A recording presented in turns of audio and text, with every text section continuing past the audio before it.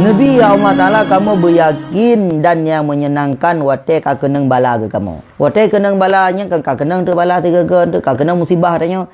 Baik yang menyebabkan katanya gadah kesabaran. Ya, menyegejuk bala gadah kesabaran yang dua buah bala. Bala dan bala hana sabar.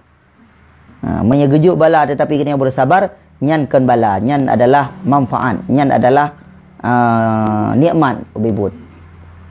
Karena dia menumpak bala atas sabarnya mengepuai derajat oleh Allah. Lagi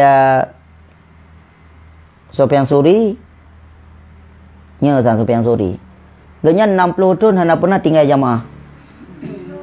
60 tahun. 5 bawa teh sama jamaah hana pernah tinggal. Musa bawa teh hana tinggal. Nyamban. Tanya giban. Nya Sufyan Suri. Tetapi baksi malam ganyan kenang bala soal-soal ke. Malam nak pernah ganyan sakit. Tak kenju hana sanggup kesemayang jamaah Isya. Yang setelah 60 tahun kesemayang berjamaah hana piu-piu. Bak si malam kenang bala ke sabar. Tapi hanya kesemayang jamaah. Waktu subuh ka pulih sakitnya. Ka tegak kembali. Maka dalam mimpi ganyan na urang pegah. Hai mungkin nagi ilham li Allah Ta'ala. Wahai Sufyan Suri, berkelam ibadat gata lebih hebat daripada ibadat 60 tahun berikut yang jamaah hana pri-pri.